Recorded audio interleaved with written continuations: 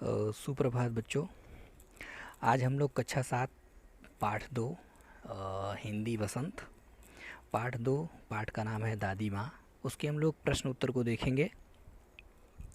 पहला प्रश्न इसमें दिया है कि लेखक अपनी दादी माँ की याद के साथ साथ बचपन की और किन किन बातों की याद आ जाती है। लेखक को जब पता चला, इसका उत्तर है, लेखक को जब पता चला कि उसकी दादी की मृत्यु हो गई है तो उनके सामने दादी माँ के साथ बिताई हुई कई बातें याद हो गईं। उसे अपने बचपन की स्मृतियाँ, गंधपूर्ण और झाग भरे तालाबों में नहाना, बीमार होने पर दादी का दिन रात सेवा करना तथा किसान भैया की शादी पर औरतों द्वारा किया जाने वाला संगीत अभिनय के समय चादर ओढ़कर सोना आदि बातें आ जाती है। ठीक है बच्चों, तो ये हमारा पहला क्वेश्चन था। हमारा दूसरा क्वेश्चन देखिए। दादी की मृत्यु के बाद लेखक के घर की आर्थिक स्थिति खराब हो गई थी। तो इसका आंसर भी आप सब देखिए। तो उत्तर है इसका, दादी जी की मृत्यु के बाद उनके घर की आर्थिक स्थिति इसलिए खराब हो गई थी क्योंकि उनके पिताजी और भैया ने धन का सही इस्तेमाल नहीं किया। उन्होंने गलत मित्रों की संगति में फंसकर सारा धन नष्ट कर दिया और दादी जी के श्राद्ध में भी दादी माँ के मना करने के बाद भी अपार धन खर्च किया। ठीक है बच्चों, ये पाठ हमने पढ़ा है, इसके प्रश्न उत्तर को हम लोग देख रहे हैं।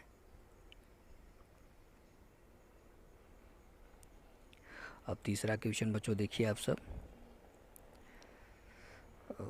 तीसरा क्वेश्चन है, दादी माँ के स्वभाव का कौन सा पक्ष आपको सबसे अच्छा लगता है और क्यों अच्छा लगता है। ठीक है, तो आप सब बताएंगे कि दादी माँ का जो है स्वभाव था सबसे अच्छा लगता है और क्यों लगता है।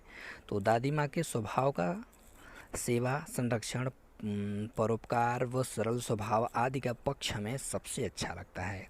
दादी माँ भले ही कटु वचन बोलती थी परंतु घर के सदस्यों तथा दूसरों की धार्मिक मदद के लिए भी सदैव तैयार रहती थी।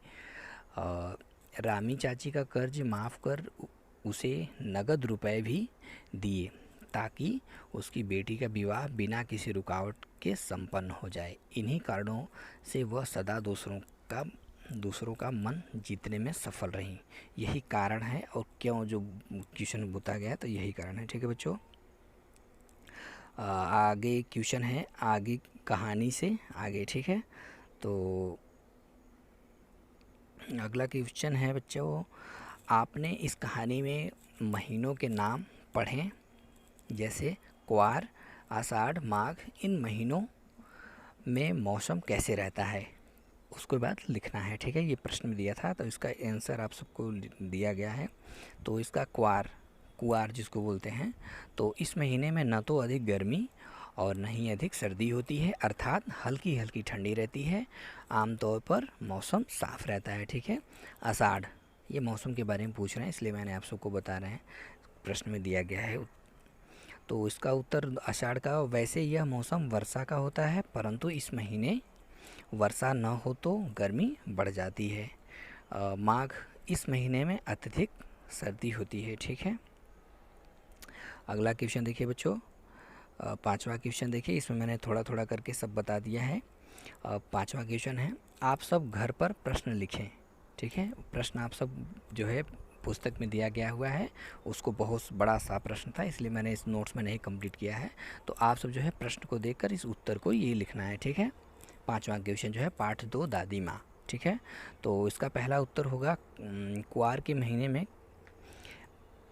तरबूज, खरबूज, फालसे और लीची मिलते हैं, मतलब कुआर के महीने में। ठीक है, अगला देखिए आषाढ़ के महीने में क्या क्या उपलब्ध रहती हैं चीज़ें खाने पीने के लायक जो होती हैं, फल फूल सब्जियां, आम, जामुन और खीरा मिलते हैं।